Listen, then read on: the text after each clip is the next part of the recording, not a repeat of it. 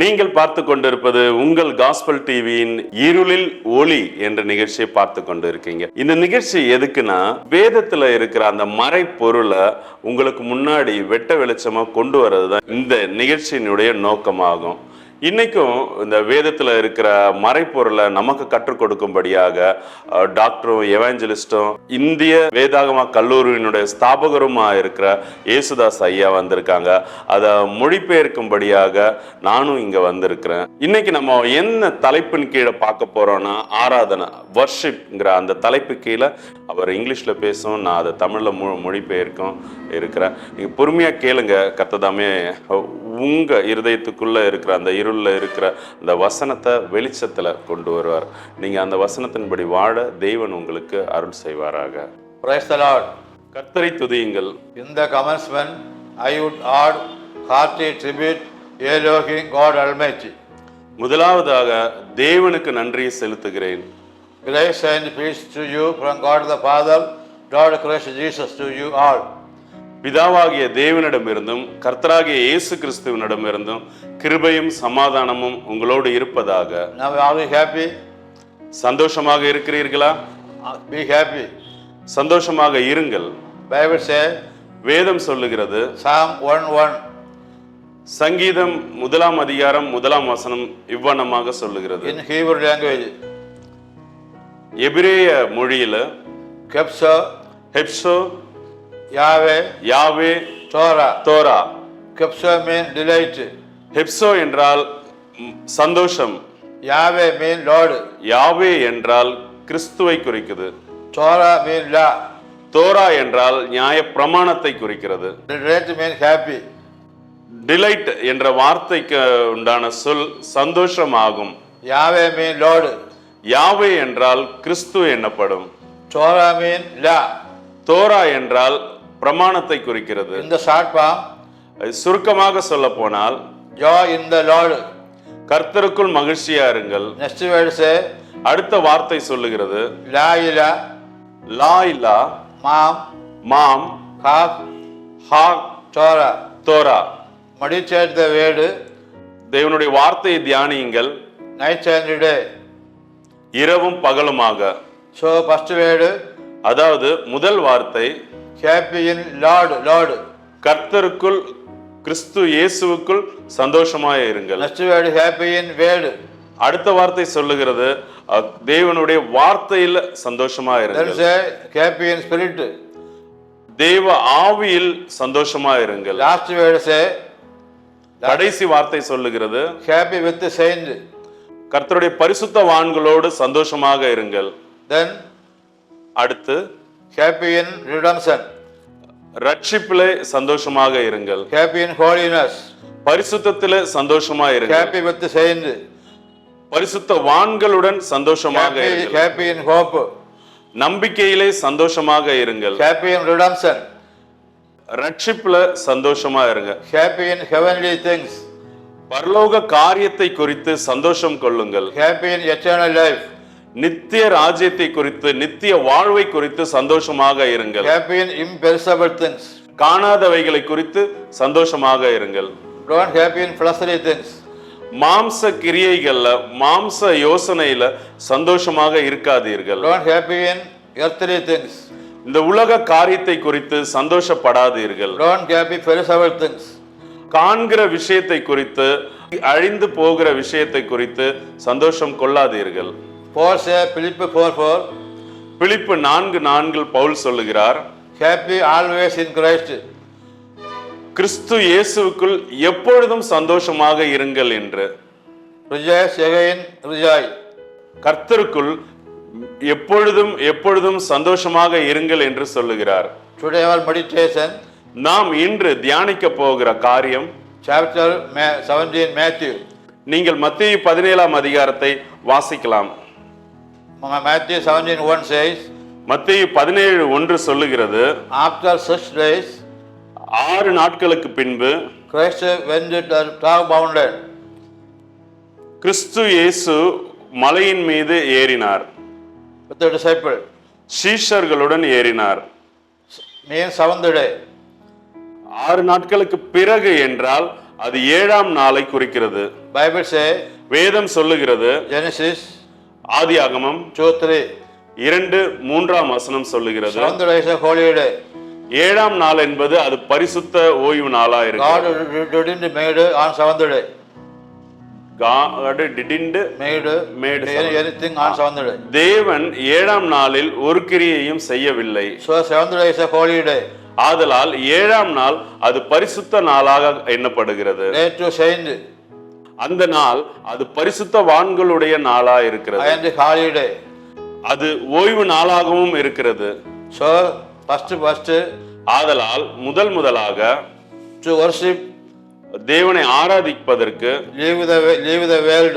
இந்த உலகத்தை விட வேண்டும். Then second இரண்டாவதாக worldly things. உலக காரியங்களை நாம் விட வேண்டும். 1 John 2:15 says 1 யோவான் 2:15 சொல்லுகிறது, desire of eyes, கண்களின் இச்சை, lust of flesh, மாம்சத்தின் இச்சை, pride of life. ஜீவனத்தின் பெருமை. So avoid the desire of eyes ஆதலால் கண்களின் இச்சையை நீங்கள் ஒழித்து விடுவது நல்லது. and the flesh மாம்சத்தின் இச்சையையும் அவ்வனமாக ஒழித்து விடுவது and the நல்லது. pride. ஜீவனத்தின் பெருமையை ஒழித்து விடுங்கள். Bible say வசனம் சொல்லுகிறது, desire of money, பண ஆசை root of peris. எல்லா தீமைக்கும் வேறா இருக்கிறது. If you desire money, நீங்கள் பண ஆசை உள்ளவராக இருந்தால் you worship idol. நீங்கள் சிலை வழிபாட்டுக்குள்ள போகிறீர்கள் என்று 1 Timothy அர்த்தம். chapter 6 says. தீமோத்தேயுக்கு எழுதின 1வது நிருபம் 6 சொல்லுகிறது. Then next அடுத்தது, sin and sinner. பாவத்தையும் பாவிகளையும் விட்டு விலகுங்கள். Psalm 1:1. சங்கீதம் 1:1. Then idol. அடுத்ததாக சிலை வழிபாட்டை விட்டு விடுங்கள். Then Satan. அடுத்ததாக சாத்தானிடமிருந்து விட்டு விலகுங்கள். Then unbeliever. அடுத்ததாக அவிசுவாசிகளிடமிருந்து விலகுங்கள். 2 Corinthians chapter 6 2 கொரிந்தியர் 6ஆம் அதிகாரம் 14 to 17. 14 முதல் 17 வரை. So ஆதலால் then we can read Matthew chapter 17. ஆதலால் மத்தேயு 17ஆம் அதிகாரத்தை வாசிக்கும் பொழுது 17:2. 17:2 வாசிக்க கேட்போம். அவர்களுக்கு முன்பாக மறுரூபமானார். So after separation வேறுபாடுள்ள வாழ்க்கைக்கு பிறகு we became a holy. நாம் பரிசுத்தமாக்கப்படுகிறோம். Holy by word. வார்த்தையினால பரிசுத்தமாக்கப்படுகிறோம். John 15:3. யோவான் 15:3 சொல்லுகிறது, Holy by spirit. தேவ ஆவியினால் பரிசுத்தமாக்கப்படுகிறோம். 1 Peter 1:2. 1 பேதுரு 1:2 சொல்லுகிறது, Holy by blood.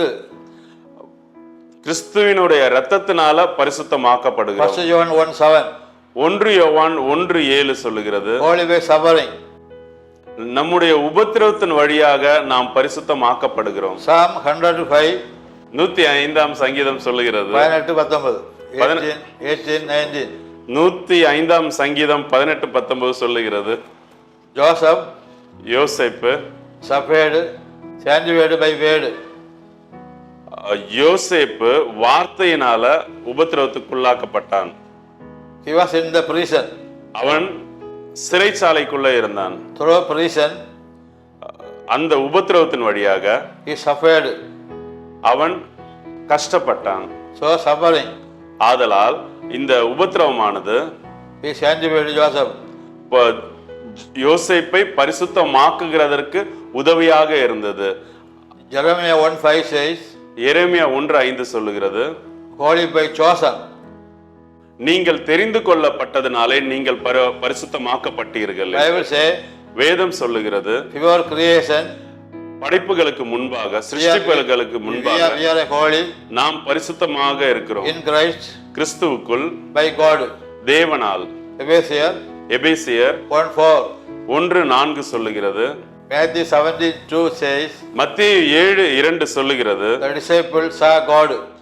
சீஷர்கள் தேவனை கண்டார்கள் என்று. In the old law, பழைய ஏற்பாட்டு நியமத்தில் சொல்லுகிறது, Abraham saw God. ஆபிரகாம் தேவனை கண்டான். Moses saw God. மோசே தேவனை கண்டான். Paul saw God. பவுல் தேவனை கண்டான். When Paul saw God, Pavul தேவனை காணும்போது sight lost. அவனுடைய பார்வை எடுக்கப்பட்டது. Why sight? அவனுடைய பார்வை இழந்தவனாக காணப்பட்டான். Why sight lost? ஏன் அவனுடைய பார்வை இழந்தது? He saw the glory of Christ. அவன் கிறிஸ்துவனுடைய மகிமையில் அவரை கண்டதனால அவனுடைய பார்வை பறிபோனது. So I say, ஆதலால் நான் சொல்ல வருகிறது என்னவெனில், only Paul saw Christ. ஆகவே பவுல் மட்டுமே கிறிஸ்துவை கண்டான். We cannot see God. நம்மால் தேவனை காண முடியாது. We can see Lord. கிறிஸ்துவை காண முடியும். Your Bible say, வேதம் சொல்லுகிறது, Christ say, கிறிஸ்து இயேசு சொல்லுகிறார், I am way to Father. அவரே பிதாவின் இடத்திற்கு போவதற்கு வழியாக இருக்கிறார். So through Christ, ஆதலால் கிறிஸ்துவின் வழியாக தான் we can approach the Father. கிறிஸ்துவின் வழியாக தான் தேவனை கிட்டி சேர முடியும்.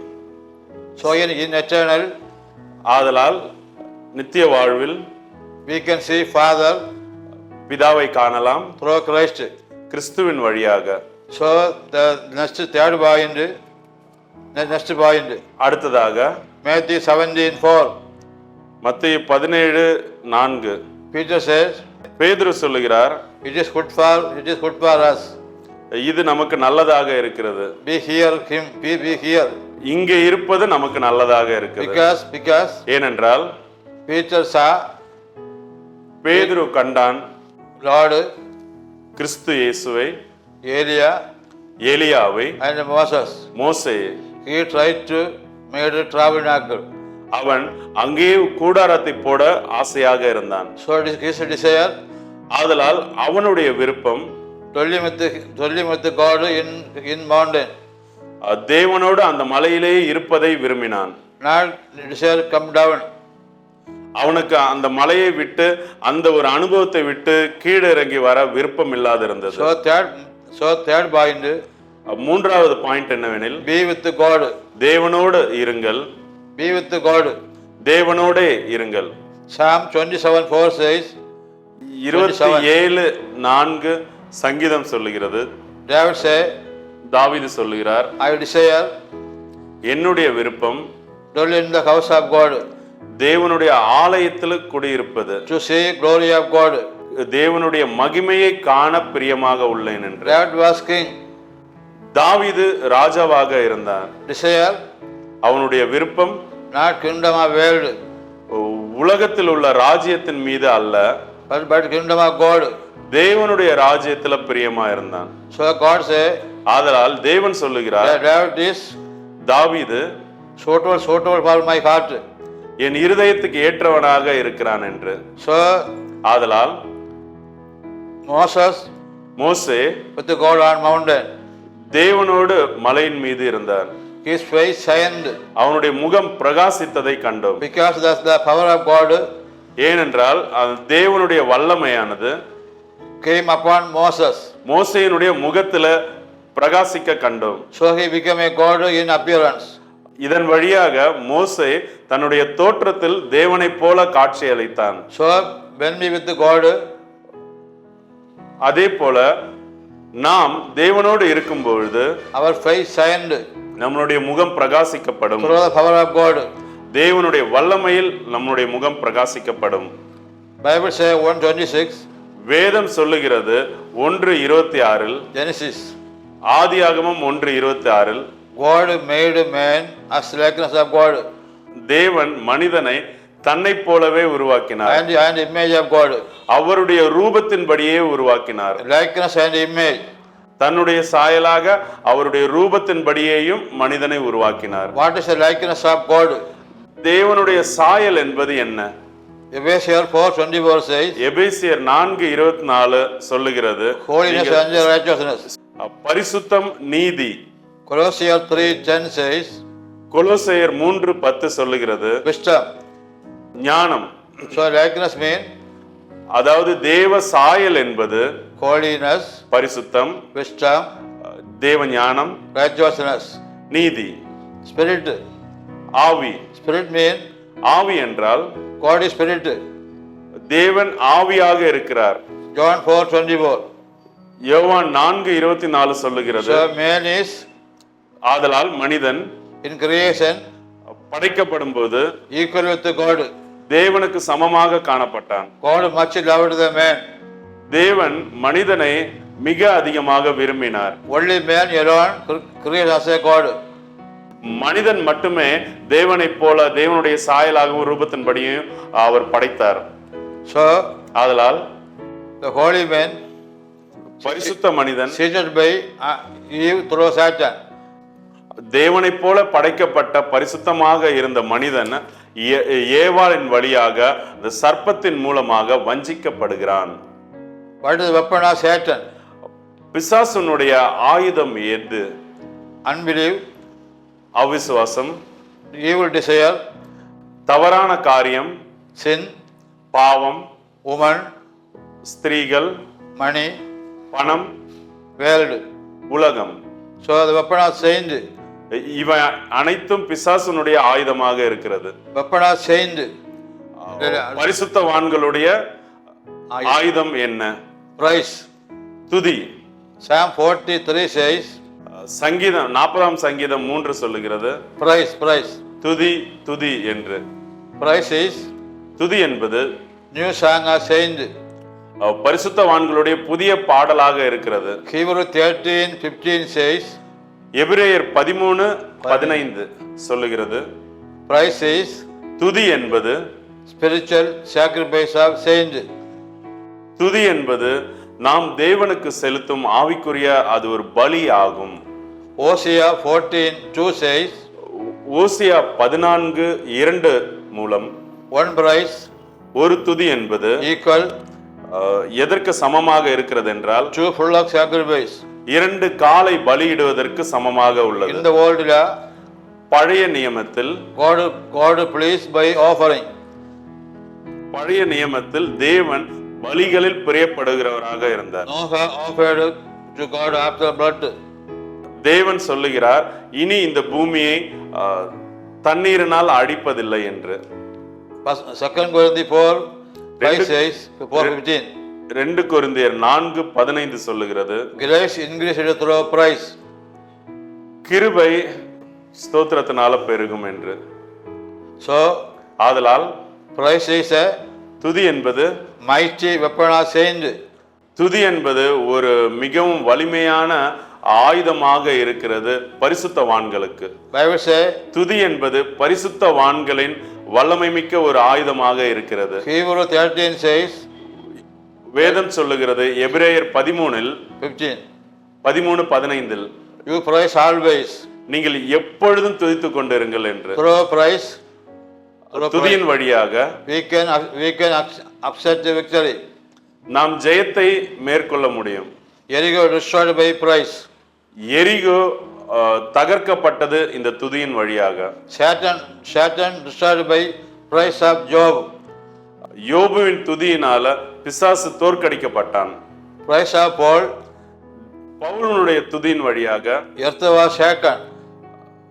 பூமி அதிர்ந்தது. Prison opened. சிறைச்சாலை திறக்கப்பட்டது. Chain loosed. சங்கிலிகள் தளர்த்தப்பட்டது. Praise of Christ. கிறிஸ்துவனுடைய துதியின் வழியாக லாசரு came out from death. மரணத்திலிருந்து விடுவிக்கப்பட்டு வெளியே வந்ததை காணலாம். And 5 loaves multiplied 5,000 men and women. கிறிஸ்துவனுடைய துதியின் வழியாக 5 அப்பம் 2 மீன் 5000 பேருக்கு மேலான புருஷர்களுக்கு பகிர்ந்து கொடுக்கப்பட்டது. Next point, Matthew 17:5. அடுத்த காரியம் என்னவெனில் மத்தேயு 17:5. When he was in the mountain, சீஷர்கள் மலையின் மீது கிறிஸ்துவோடு இருந்த பொழுது they hear the word from heaven. பரலோகத்திலிருந்து தேவனுடைய சத்தத்தை கேட்டார்கள். The word say, அந்த வார்த்தை இவனமாக சொல்லுகிறது, He is my beloved son, இவர் என்னுடைய நேசகுமாரன் என்று. hear him. அவருக்கு செவி கொடுங்கள் என்று. Not hear the Eliyahu, எலியாவினுடைய வார்த்தையை அல்ல, not Moses, மோசேயினுடைய வார்த்தையை அல்ல, but hear him. கிறிஸ்துவனுடைய என்னுடைய குமாரனாகிய கிறிஸ்து இயேசுனுடைய வார்த்தைக்கு செவி கொடுங்கள் So this என்று. point, இந்த காரியத்தின் வழியாக நாம் என்ன கற்றுக்கொள்வோம்? disciple hear the word of God. சீஷர்கள் தேவனுடைய வார்த்தையை கேட்க இயலும். So saint ஆதலால் பரிசுத்தவான்கள் should be hear the word. தேவனுடைய வார்த்தையை கேட்க வேண்டும். Samuel heard, சாமுவேல் கேட்டான். Moses heard, மோசே கேட்டான். Abraham heard, ஆபிரகாம் தேவனுடைய வார்த்தையை Paul கேட்டான். heard. பவுலும் தேவனுடைய வார்த்தையை கேட்டான். In the old law, பழைய ஏற்பாட்டு நியமத்தில் two pastors in temple. ஒரு ஆலயத்தில் இரண்டு பாஸ்டர்கள், இரண்டு ஊழியர்கள் இருந்தார்கள். Eli old man, Eli. ஏழி ஒரு முதிர்ந்தவனாகவும் Samuel a boy. சாமுவேல் ஒரு இளையவனாகவும் இருந்தான். Only the word heard Samuel. தேவனுடைய சத்தம் சாமுவேலுக்கு தான் கேட்கப்பட்டது. He was in the temple same time. அவன் தேவனுடைய ஆலயத்தில் இருந்த அதே நேரத்தில் The same time, Eli unable to hear the word. ஏலியால் தேவனுடைய வார்த்தையை கேட்க இயலவில்லை. But hear the Samuel. சாமுவேலால் கேட்க முடிந்தது. Why Samuel heard? ஏன் சாமுவேலால் கேட்க முடிந்தது? Samuel close with the God. Samuel தேவனோடு நெருக்கத்தில் காணப்பட்டான். Eli distance from God. Eli தேவனை விட்டு தூரமாக சிறிது தொலைவில் காணப்பட்டார். If you desire hear the word, நீங்கள் தேவனுடைய வார்த்தையை கேட்க ஆவலாக உள்ளீர்கள் என்றால் close with the God. தேவனோடு நெருங்கி பழகுங்கள். Without the close, தேவனோடு நெருக்கத்தில் இல்லாவிடில் you cannot hear the word. தேவனுடைய வார்த்தையை, அவருடைய சத்தத்தை கேட்க இயலாது. Age is not important. வயது முக்கியம் அல்ல, Desire is important. உங்களுடைய விருப்பம்தான் முக்கியம். Paul hear the word. Paul. Pavul தேவனுடைய வார்த்தையை கேட்கிறார், சத்தத்தை கேட்கிறார். In the New Testament, புதிய ஏற்பாட்டில் all word only hear the Paul. All word hear only Paul. புதிய ஏற்பாட்டில் அது தேவனுடைய வார்த்தையை எல்லாம் பவுல் மாத்திரம்தான் கேட்டான். Not Peter, பேதுரு அல்ல, not John, யோவான் அல்ல, not James, யாக்கோபு அல்ல, but only Paul. ஆனால் பவுல் மாத்திரமே. Paul is Pavul the best one in the New Law. புதிய ஏற்பாட்டில் பவுல் ஒரு சிறந்த மனிதனாக, தேவ மனிதனாக காணப்படுகிறார். We cannot understand without Paul. நம்மால் தேவனுடைய காரியத்தை பவுல் இல்லாமல் அறிந்து கொள்ள முடியாது. Peter, பேதுரு, John, யோவான், James யாக்கோபு follow old law. பழைய ஏற்பாட்டு நியமத்தை பின்பற்றினர். Why? ஏனென்றால் No revelation to that disciple. அவர்களுக்கு புதிய ஏற்பாட்டை குறித்து, கிறிஸ்துவை குறித்த வெளிப்பாடு கிடைக்கவில்லை. So we need a revelation. ஆதலால் நமக்கு பவுலை போல வெளிப்பாடு வேண்டும். Without a revelation, வெளிப்பாடு இல்லாமல் we cannot receive truth. நம்மளால் சத்தியத்தை அறிந்து கொள்ள இயலாது. We have 5 teachers. நமக்கு 5 போதகர்கள் உண்டு. God, தேவன், Christ, கிறிஸ்து இயேசு, Holy Spirit, பரிசுத்த ஆவியானவர், Bible, பைபிள், and pastor. தேவ ஊழியர். Christ say, கிறிஸ்து சொல்லுகிறார், learn from me. என்னிடத்தில் இருந்து கற்றுக்கொள்ளுங்கள். Christ said to Peter, கிறிஸ்து இயேசு பேதுருவிடம் சொல்லுகிறார், my father revealed you. என் பிதாவாகிய தேவன் உனக்கு வெளிப்படுத்தினார். You are a blessed one. நீ ஆசீர்வதிக்கப்பட்டவன் என்று. Not by knowledge, உன்னுடைய அறிவினால் அல்ல, not by experience, உன்னுடைய அனுபவத்தினால் அல்ல, through revelation. வெளிப்பாடினால், தேவன் உனக்கு வெளிப்படுத்தினதனால் நீ Matthew ஆசீர்வதிக்கப்பட்டவன். 17:7 says, மத்தேயு 17:7 சொல்லுகிறது, they received power. அவர்கள் தேவ வல்லமையை பெற்றார்கள் என்று. Christ touched them. இயேசு கிறிஸ்து அவருடைய சீஷர்களை தொட்டார்கள். Through touching, தொடுதல் வழியாக they received power. தேவ வல்லமையை பெற்றுக்கொண்டனர். How can receive the power? நாம் எப்படி தேவ வல்லமையை பெற்றுக்கொள்வது? Acts 1:8 says, அப்போஸ்தலருடைய நடபடிகள் 1:8 சொல்லுகிறது, when Holy Spirit came upon you, பரிசுத்த ஆவியானவர் உங்களிடத்தில் வரும்போது you received the power. நீங்கள் பலன் அடைவீர்கள் என்று. How can receive the power? நாம் எப்படி இந்த வல்லமை பெற்றுக்கொள்வது? Acts 10:44 says, அப்போஸ்தலர் 10:44 சொல்லுகிறது, the people hear the word.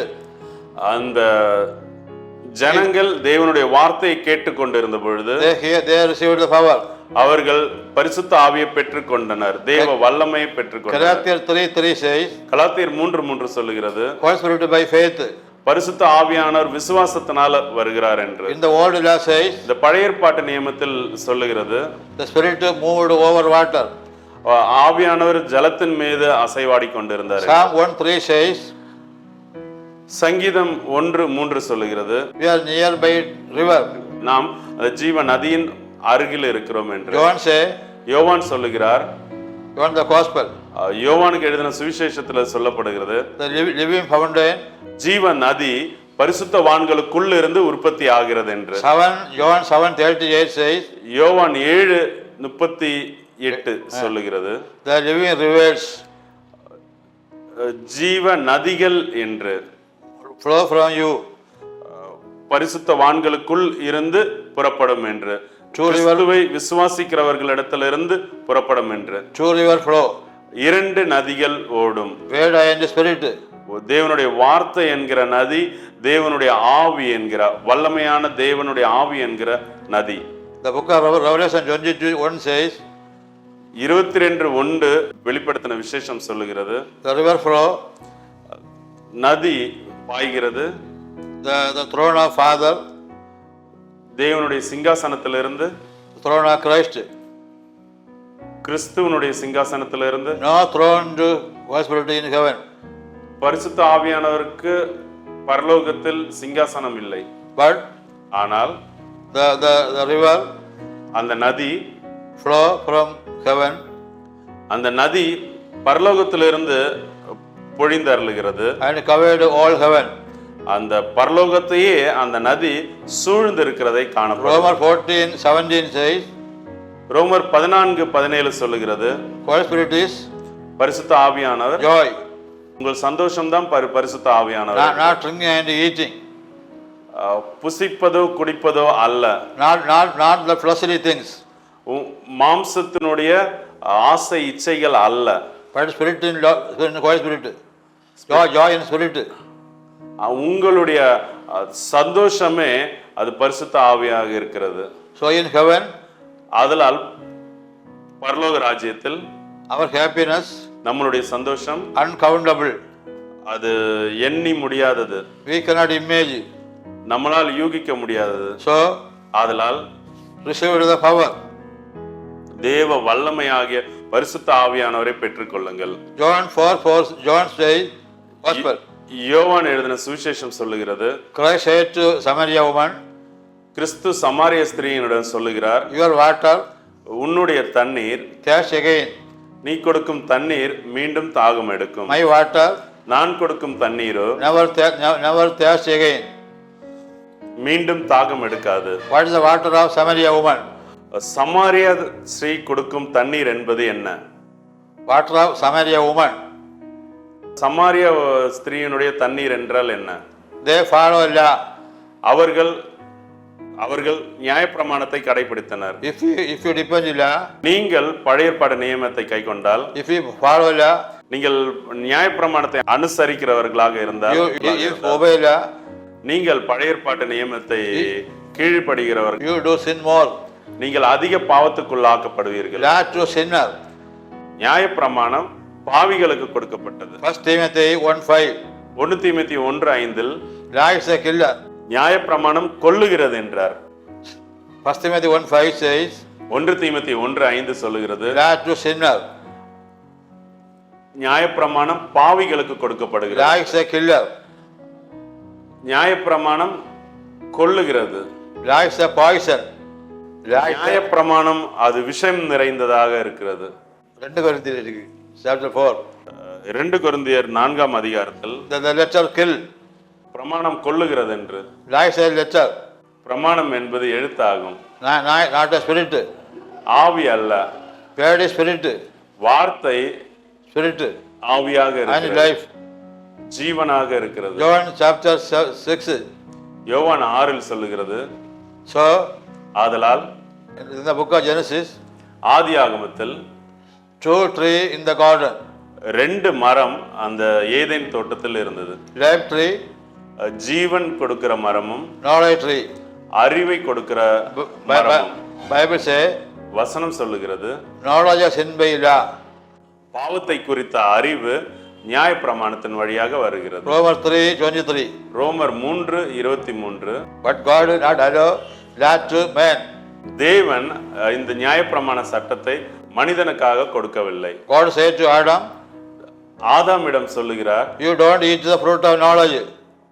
அறிவை கொடுக்கும் மரத்தில் உள்ள கனியை விருட்சத்தை புசிக்க வேண்டாம் என்று. When you eat the fruit of knowledge, நீ இந்த மரத்தில் உள்ள கனியை புசிக்கும் போது you should die. சாகவே சாவாய். So God, ஆகவே தேவன் not gave knowledge tree to man. தேவன் அப்போ அறிவை கொடுக்கிற மரத்தை, நியாயப்பிரமாணத்தை மனிதனுக்காக கொடுக்கவில்லை. And God say, தேவன் சொல்லுகிறார், eat the fruit of life. ஜீவனை கொடுக்கிற விருட்சத்தை தரும் கனியை புசியுங்கள் என்று சொல்லுகிறார். Genesis chapter 3 says, ஆதியாகமம் 3 சொல்லுகிறது, if he allowed Adam in garden, ஆதாமை அந்த தோட்டத்துல வைத்திருந்தால் he may eat the fruit of life. அவன் மீண்டும் அந்த ஜீவனுள்ள விருட்சத்தின் கனியை புசிக்க கூடும். Then he never die. பிறகு அவன் சாகாமல் இருப்பான். So life tree is Christ. ஆதலால் ஜீவனை தரும் விருட்சம் என்பது கிறிஸ்து. So eat the Christ. ஆகவே கிறிஸ்துவை உண்ணுங்கள். Eat the gospel. வசனத்தை உட்கொள்ளுங்கள். Believe the gospel. சுவிசேஷத்தை விசுவாசியுங்கள். Bible say, வேதம் சொல்லுகிறது, John 3:16. யோவான் 3:16, when we believe Christ, நாம் கிறிஸ்துவை விசுவாசிக்கும் பொழுது we receive eternal life. நமக்கு நித்திய ஜீவன் உண்டு என்பதை. Don't follow world. உலகத்தை பின்பற்றாதிருங்கள். Don't follow false teaching. பொய்யான உபதேசத்தை பின்பற்றாதிருங்கள். So receive the power.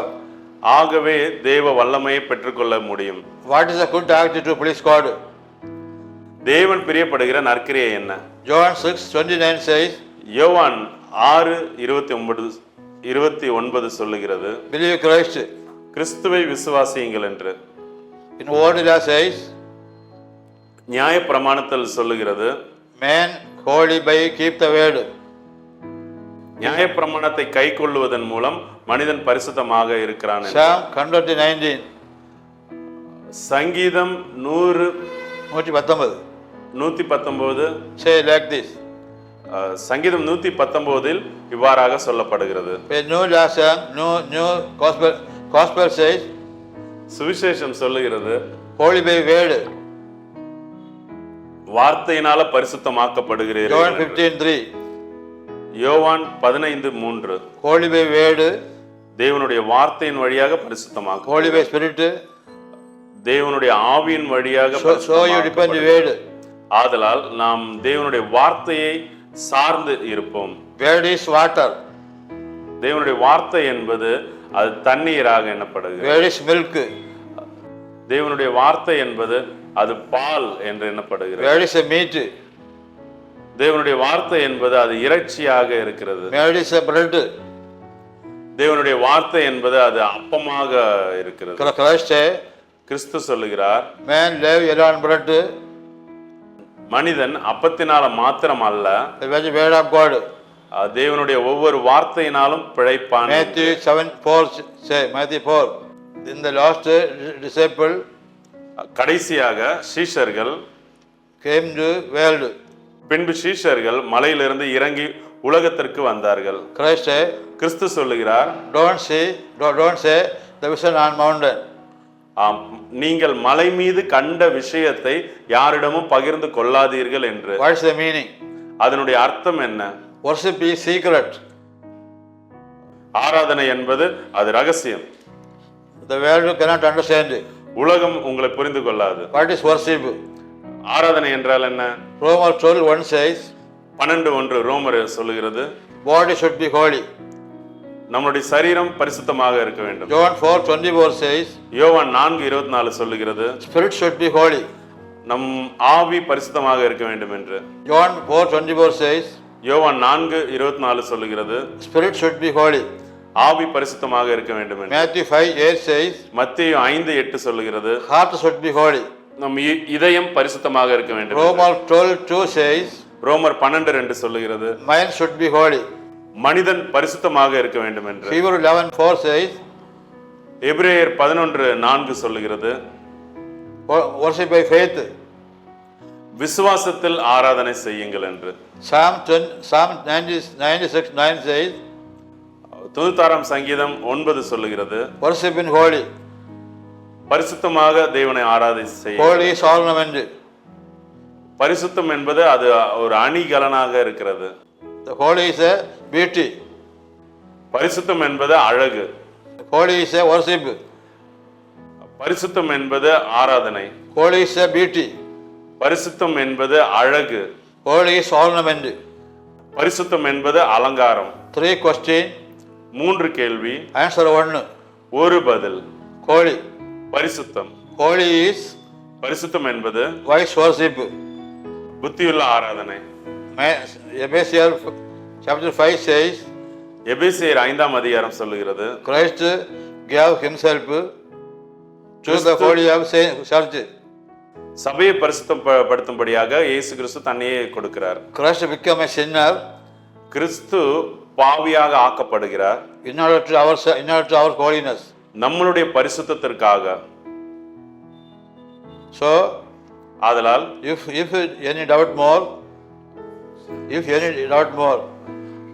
இதில் ஏதாவது உங்களுக்கு சந்தேகங்கள் இருந்தால், you can contact the pastor Jacob. நீங்கள் கீழே காணும் எண்ணில் தொடர்பு கொள்ளலாம்.